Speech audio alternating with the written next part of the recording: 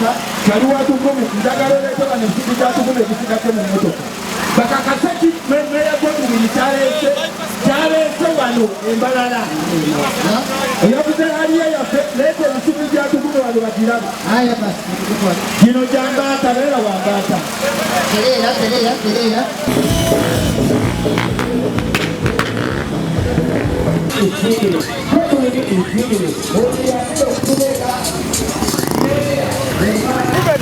Number 1 Uganda. Yeah. You're brave for doing mbarara. Better come and then you don't press conference. Abdulatif Techkonde kwa babiri walwechige Banna yasoko okusima nnyo Mr. Godwine mumukubire engale z'amaanyi Meeya. Ebino ebintu byemulaba wano omusajja ono ataddemu omudidi gw'ensimbi nnyingi nnyo okutumbula talent wano mu Western era kati y'omusajja number 1 tikibangawo akikoze. So kusaawa eri yesimbe ku bwa Meeya bannayo omusajja oyo muwakalulu era kyova olaba asuubiza ebintu bingi nnyo. Number 1 nsima abavudde e Kampala Federation Titus Tugume nono omusajja avudde Ebusoga avudde Ebusoga owa chapati Tuguma agambye nti ye ajja ekikomanda yagala kumuteerako amazzi anywe oba muwamata. Kakati nze Mbaata mukimanyi nti nde ku side ya Titus Tugume muwagira ku 10 kirala koko wawano nze mukimanyi nti nze ndi nkoko ya kukyalo ekoko lumensiyo nekola ki newulira. Mbaata njagala mukubire Mbaata engalo deno oluvanyuma nsumulule. Mbaata mukimanyi nti mulabye abantu abamanyi nga bano okusanga nga bali wana abazungu tikyandi baddewo naye Mbaata ngezezaako okutumbula kickboxing wano okupromoting ebyemizanyo wano mu Western ne tiimu yange eno gyennyina Semanda ne bano abantu kati waliwo abaana Coach Sadat abagenda okuzanya e Kampala okimanyi ennaku z'omwezi nga 28 twajja wano abaana 3 omu Western abagenda okuzanya eri ekyo Mbaata mulaba omuzanyo nkoze eki nkulaakulanyiza kati era basituke balaba abagenda okuzanya wano baliwo ndowooza babiri omutaliiwo baabana bagenda okuzanya. So ekyo omwani badde nga number 1 mukikubire mu ngalo okusanga nammwe mukiika eri e Kampala. Mbaata mukimanyi byenkoze wano ebirungi njagala kubakubira omunakkenya era guno omusipi gwange para tuletere ringi ya kickboxing tube tumanya mu training rowe na mweno ndi mtachi n'abantu bingi bamwe ebenda kutereza support mpango omulyeji promotion eiturumu nenda kusima omukyara Shakira thank you very much abo kutubeeraho na Munonga Sports tweka team Godwine or team yitu tukusima Munonga kandi buli kimwe kyona sakuba turi niwe gwe bali niwe kuba nitu nenda kusima Alex omulimo gwo mutano thank you very much awabyona no promoting ebyemizano ko Shakira nyenda kutumechi hazo kingambere ko kisadaki kickboxing nyaheruka nindaba n'abakazi bakukizana abwenchi mwe muzani sabo ojobonka abwenchi nsosora abwenchi takuteka munabiki because the sente bantu mwe barwanira sente turhamwe abwenchi nabiki batakuza mu kickboxing bakakizana. Mr. Andres, don't we see ladies who do kickboxing in your country and they are there very many. So nabiki babasa kuzana kickboxing na Munonga n'abana bato ine martial arts y'obwana buto na nahambarara jireteho nito tuletere martial arts saha abana bito basekoraki kukora bine talent abantu babusoga bo kickboxing bajine wow it is the game kumene mwijikiba wa ogomukazi noha Juliana Kanyomozo wabandizi kamwetoha Kasimo Umu was from Busoga. He was the first person to do kickboxing around.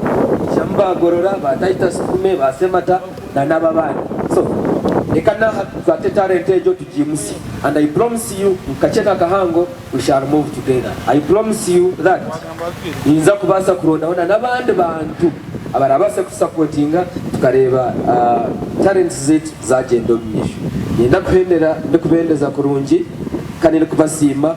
Abo kubasa kubahanitwe amazina nbanyeta Godwine Nsimiire kandi Nyendo gwa Meeya gwa mbarara city ekubibira na mukabe kubibira shatu naku nyendo mpereza akaruru kawe kagarus abantu bitu tubanyiro bururu bakumanaba.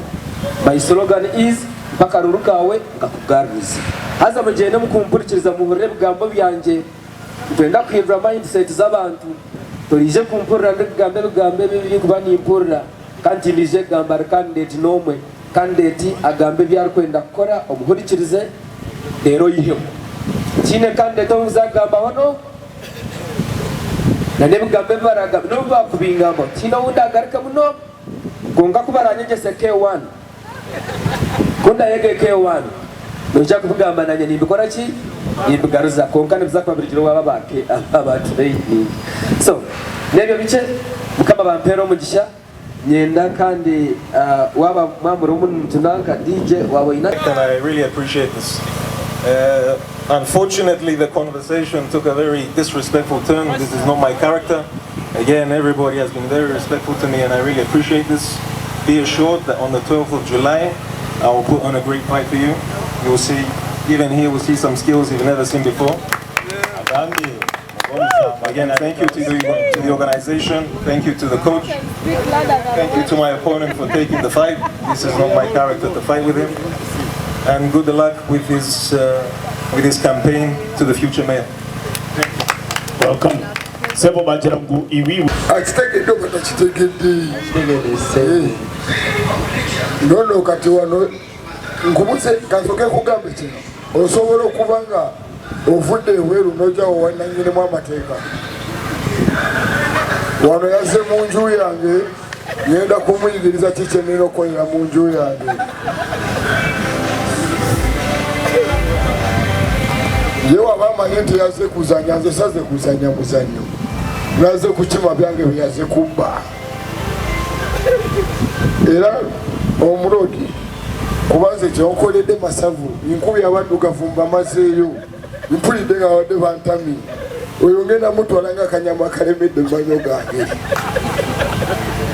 era banamawulire kikoze bulungi ne mubaawo era njagala bitwala birikodinga birageko n'abaana be n'abazzukulu nti oli malevu akuba kyekimpisa man of the Iron Beard saze buzi wano kwogera bwogezi nase n'ebikolwa ladies and tatazezeku bana munyonyole yanguwa tonwisa wano ndera watono capital kokoti kanzire wano kale sembadde njagala omugamba ayinayo wakole dame njagala awandike dama ntereko mukazi we n'abaana. My friend, I'm trying to be respectful, but you sound stupid. You need to put the microphone down and pick up a book. You need to pick up a book. Put the microphone. Somebody take the microphone away and give him a book. Quickly.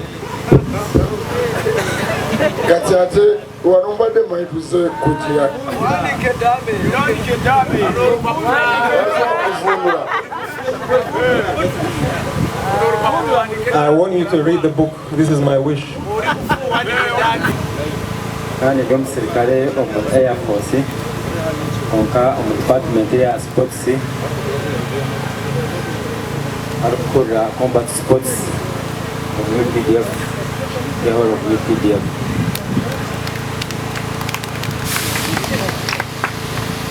okuya abagambera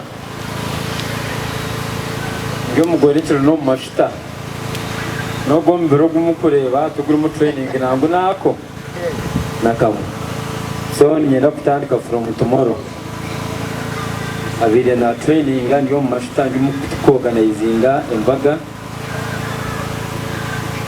so ebyo byona byabe na training nyenda kubigita mu training omukwezi kumwe netweko kwasigala ahayi mukureba Ahabwa Meeya kickboxing arikwiza omuwestani nyena muresireyo nkabanza nateraho mujungu ahampa Ahabwa Meeya abe bariho akajungu kona kakatagura so mbwe no gumushoganiza kumwataga yatagura agono gomazima kandi kunkuba ndi kunuya omuwestani nyemba ndyomuka nimba ndi ahampeho saba jagitwe nimba ndi ahampeho zomuka eshari zinkuba nimfuna nizira kumpisawa do tindi kugamba bingi action ziri kukora nyine more than 2 belts ezo kureba a lot of belts and international belts. So zone zones rwanire even with medals and trophies.